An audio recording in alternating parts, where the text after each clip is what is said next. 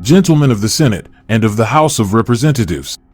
as the continuance of the act for establishing trading houses with the Indian tribes will be under the consideration of the legislature at its present session, I think it my duty to communicate the views which have guided me in the execution of that act, in order that you may decide on the policy of continuing it in the present or any other form, or discontinue it altogether, if that shall, on the whole, seem most for the public good. The Indian tribes residing within the limits of the United States have, for a considerable time, been growing more and more uneasy at the constant diminution of the territory they occupy, although affected by their own voluntary sales. And the policy has long been gaining strength with them of refusing absolutely all further sale on any conditions, insomuch that, at this time, it hazards their friendship and excites dangerous jealousies and perturbations in their minds to make any overture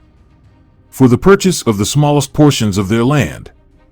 A very few tribes only are not yet obstinately in these dispositions.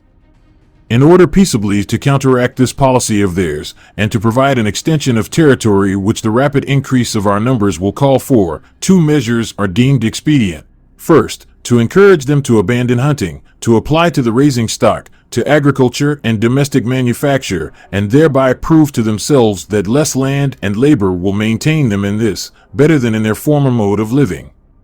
The extensive forests necessary in the hunting life will then become useless, and they will see advantage in exchanging them for the means of improving their farms and of increasing their domestic comforts.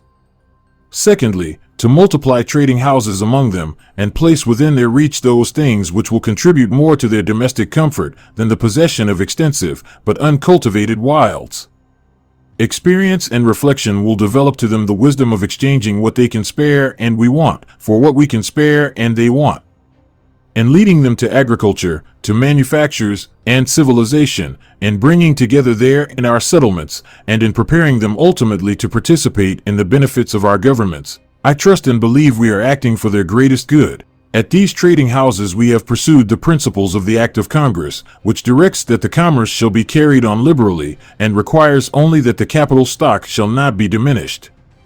We consequently undersell private traders, foreign and domestic, drive them from the competition, and thus, with the goodwill of the Indians, rid ourselves of a description of men who are constantly endeavoring to excite in the Indian mind suspicions, fears, and irritations towards us. A letter now enclosed shows the effect of our competition on the operations of the traders, while the Indians, perceiving the advantage of purchasing from us, are soliciting generally our establishment of trading houses among them. In one quarter this is particularly interesting. The legislature, reflecting on the late occurrences on the Mississippi, must be sensible how desirable it is to possess a respectable breadth of country on that river, from our southern limit to the Illinois at least, so that we may present as firm a front on that as on our eastern border. We possess what is below the Yazoo, and can probably acquire a certain breadth from the Illinois and Wabash to the Ohio, but between the Ohio and Yazoo, the country all belongs to the Chickasaws, the most friendly tribe within our limits, but the most decided against the alienation of lands. The portion of their country most important for us is exactly that which they do not inhabit. Their settlements are not on the Mississippi, but in the interior country. They have lately shown a desire to become agricultural, and this leads to the desire of buying implements and comforts. In the strengthening and gratifying of these wants, I see the only prospect of planting on the Mississippi itself, the means of its own safety.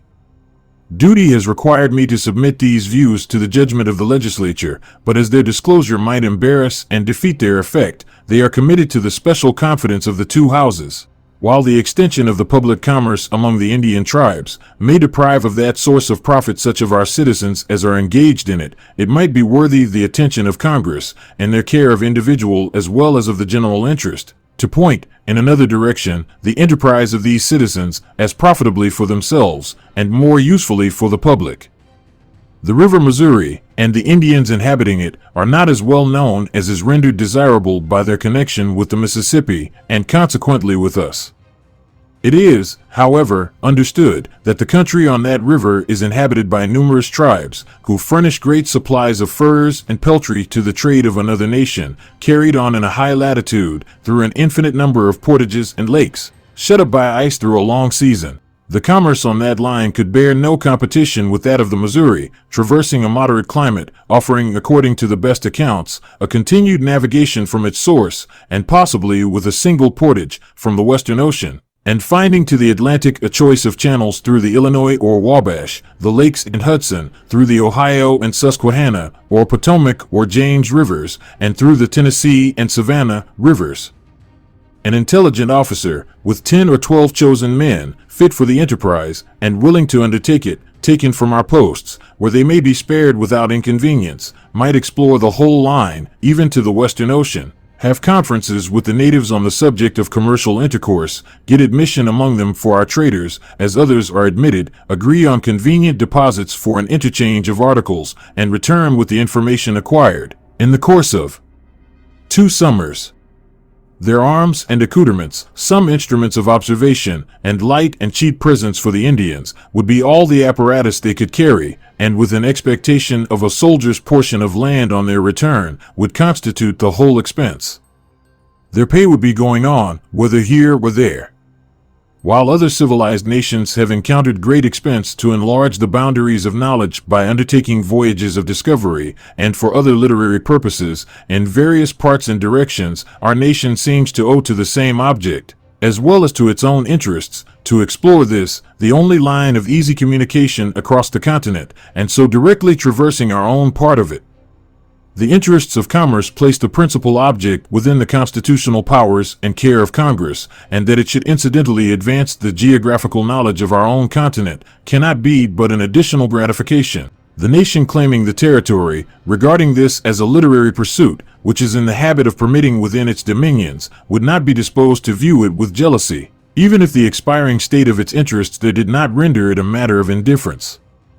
The appropriation of $2,500 for the purpose of extending the external commerce of the United States, while understood and considered by the executive as giving the legislative sanction, would cover the undertaking from notice and prevent the obstructions which interested individuals might otherwise previously prepare in its way. T.H. Jefferson, January 18, 1803.